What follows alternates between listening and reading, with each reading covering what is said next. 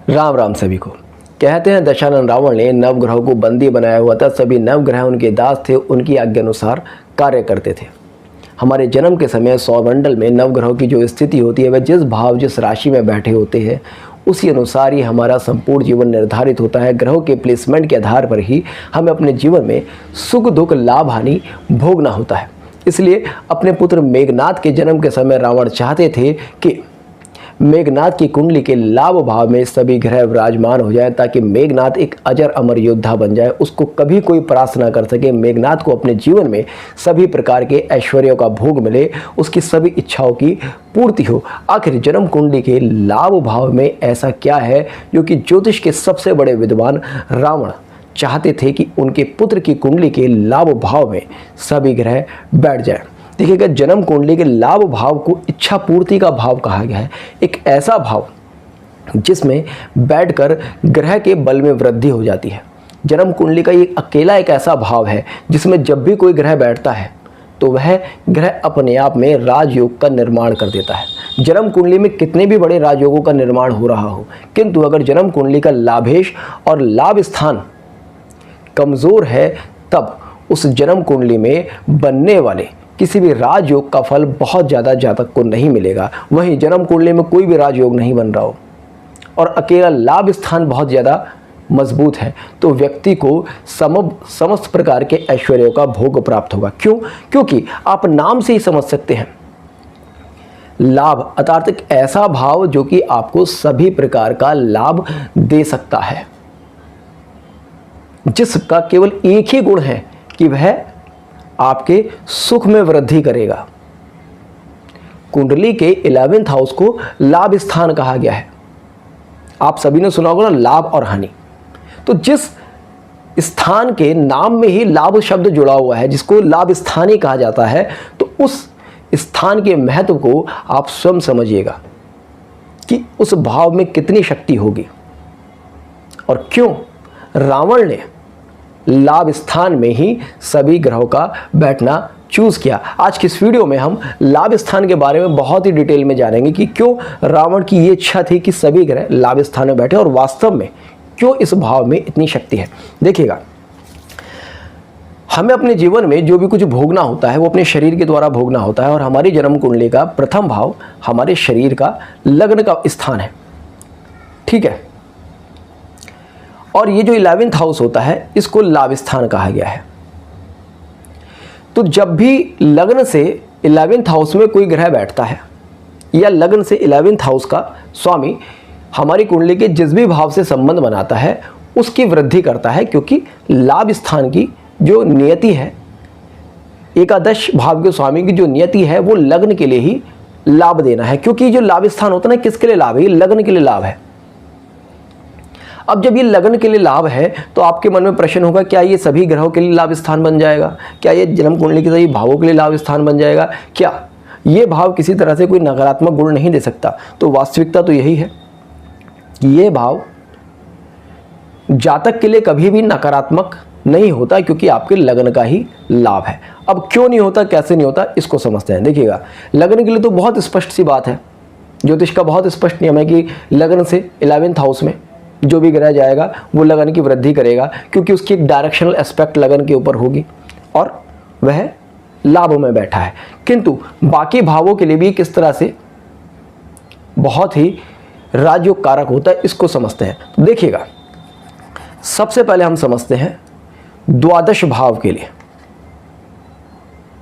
मैंने आपसे कहा कि जन्म कुंडली के 11th हाउस का संबंध जब भी किसी भाव से बनता है तो उस भाव के नकारात्मक गुण समाप्त हो जाते हैं और सकारात्मक गुणों में वृद्धि होती है। अब 12th हाउस को हॉस्पिटलाइजेशन का भाव कहा गया है, 12th हाउस को विदेश का भाव कहा गया है, 12th हाउस को जेल का भाव भी कहा गया है। अब आप देखेंगे, जब भी किसी व्यक्ति के 12th लॉर्ड का संबंध 11th हाउस से बनेगा, या तो 12th लॉर्ड 11th हाउस में बैठ जाए, मान लीजिए किसी व्यक्ति का 12th लॉर्ड गुरु है, गुरु या तो 11th हाउस में बैठ जाए, या फिर मान लीजिएगा 11th हाउस का स्वामी आपका शनि है और 12th हाउस का स्वामी आपका गुरु है। कुंडली में शनि और गुरु एक साथ युति कर ले, तब यहां पर ये संबंध माना जाएगा। तब आप देखेंगे ऐसे व्यक्ति को जब भी कोई गंभीर बीमारी होगी, जब भी उसको हॉस्पिटल जाना होगा, तब उसको बहुत तेज़ी से रिकवरी मिलेगी। आप देखेंगे कोई व्यक्ति जिस समय हॉस्पिटल गया हो, उस समय अगर किसी भी प्रकार से उसका जो दशा स्वामी है उसका 11th हाउस के साथ में संबंध नहीं बन रहा, तो वहाँ पर रिकवरी की पॉसिबिलिटीज़ बहुत कम हो जाती है। या फिर अगर हमारे पास कोई व्यक्ति एक प्रश्न लेकर आए कि मेरी फैमिली में यह व्यक्ति बीमार है, इसको अपनी बीमारी से मुक्ति कब मिलेगी या यह हॉस्पिटल से कब बाहर आएगा, तब हम देखेंगे कि उस व्यक्ति की दशा का अंतरा, सूक्ष्म या प्राणा कब किसी ऐसे भाव के स्वामी का आ रहा है जो कि लाभ भाव से संबंध बनाता है। तो लाभ भाव की यह स्थिति है कि वो आपको हॉस्पिटल से बाहर निकाल सकता है। अगर किसी व्यक्ति का ये प्रश्न है कि मेरी फैमिली में कोई व्यक्ति जेल चला गया है, उसको जेल से कब मुक्ति मिलेगी, तब उसको जेल से मुक्ति दिलाने वाला भाव भी 11th हाउस ही है। जब तक 11th हाउस के या 11th भाव से संबंध रखने वाले ग्रहों की भुक्ति, अंतरा, सूक्ष्म, प्राणा नहीं आएंगे, तब तक किसी व्यक्ति को जेल से बाहर आने की परमिशन भी नहीं मिलेगी। 11th हाउस ही आपको जेल से बाहर लेकर आता है, आपको हॉस्पिटल से बाहर लेकर आता है। वहीं अगर कोई व्यक्ति ये पूछे कि क्या मुझे विदेश जाकर कोई लाभ होगा, तब ऐसे में हमें यही देखना होगा कि क्या 12th हाउस के स्वामी का संबंध किसी तरह से 11th हाउस या 11th हाउस के लॉर्ड के साथ बन रहा है। अगर 12 और 11 का संबंध बन रहा है, तभी हम कहेंगे कि ये व्यक्ति विदेश जाकर जीवन में लाभ कमा पाएगा। अगर किसी व्यक्ति के 12th हाउस के लॉर्ड का संबंध कुंडली के 11th हाउस या 11th लॉर्ड के साथ नहीं है, तो ऐसा व्यक्ति कितनी भी कोशिश कर ले, उसको विदेश जाकर कभी भी लाभ नहीं होगा।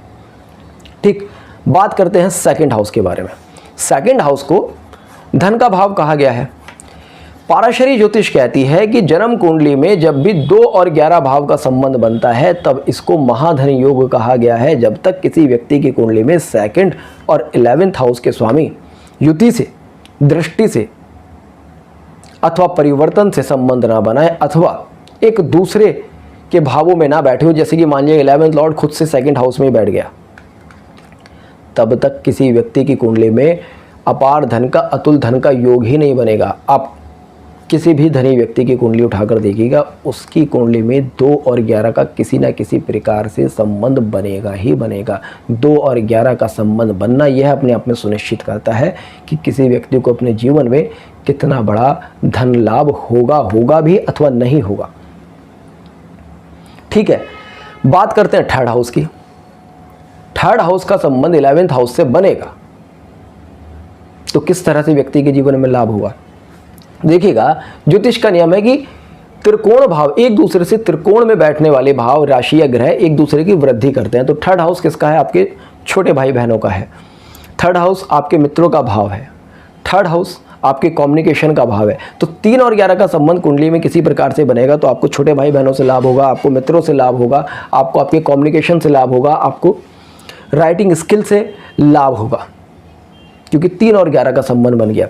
आप देखेंगे, जैसे कि मैंने 2nd हाउस के बारे में बताया, कोई व्यक्ति ये प्रश्न करता है कि भाई मुझे आने वाले वर्षों में कितना लाभ होगा अपने बिजनेस में, या मेरी फाइनेंशियल स्थिति क्या होगी, तब हम कुंडली में क्या देखेंगे? हम देखेंगे कि क्या उस व्यक्ति की कोई ऐसी दशा आ रही है जो कि 2 और 11 भाव से संबंध बना रही है। अगर ऐसी कोई दशा आ रही है तभी हम उस व्यक्ति को कहेंगे कि हाँ, आने वाले वर्ष में आपको लाभ होगा, अन्यथा नहीं कहेंगे। जब तक किसी व्यक्ति की महादशा 2 और 11 का संबंध ना दिखाए, तब तक किसी व्यक्ति को वो एक चिरकाल तक या लंबे समय तक धन का लाभ नहीं होगा, क्योंकि महादशा लंबे समय रहती है। अब ठीक है, महादशा स्वामी नहीं दिखा रहा कि 2-11 किसी प्रकार से एक्टिव हो रहे हैं, मगर भुक्ति स्वामी, अंतरा स्वामी, सूक्ष्म या प्राणा दिखा रहा है, तो हम कहेंगे कि भाई कोई भुक्ति मान लीजिएगा 6 महीने रहने वाली, कि इस 6 महीने में आपको अच्छा खासा धन लाभ होगा। या फिर भुक्ति भी नहीं दिखा रही, उसके आगे की दशाएं दिखा रही हैं, अंतरा दिखा रहा है या सूक्ष्म दिखा रहा है, प्राणा दिखा रहा है, तो हम उस प्राणा में कह सकते हैं कि भाई इस 2-4 घंटे में या इस 1 दिन में आपको अच्छे धन लाभ होने की संभावना है। तो ये शक्ति है 11th हाउस की। कि जब तक 11th हाउस किसी तरह से कुंडली में संबंध ना बनाए या फिर दशा अंतर्दशा भुक्ति सूक्ष्म प्राणा में ऑपरेट ना हो, तब तक धन लाभ नहीं होता।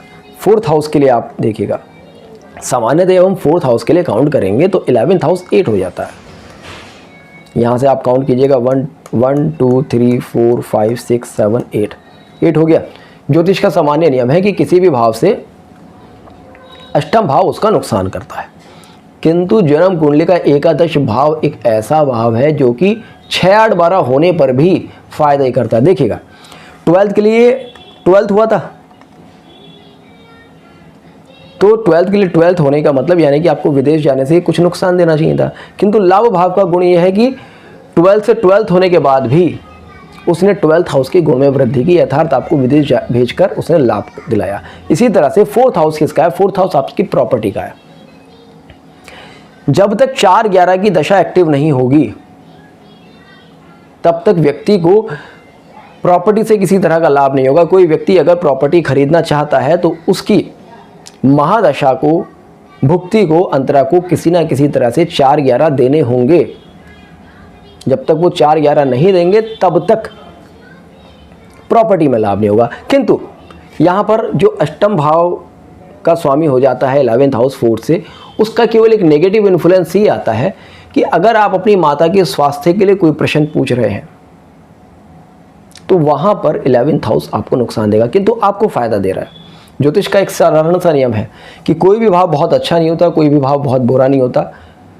हर भाव, हर ग्रह आपके प्रश्न के अनुसार अच्छा बुरा होता है। जैसे कि 11th हाउस है, वो आपकी पूरे जीवन के लिए बहुत शुभ भाव है, आपको लाभ देगा देगा। किंतु अगर माता के लिए पूछेंगे तो माता के लिए वो अष्टम हो गया, माता के शरीर के लिए वो घातक हो गया, तो वहाँ पर माता को उस प्रोस्पेक्टस से नुकसान दे सकता है।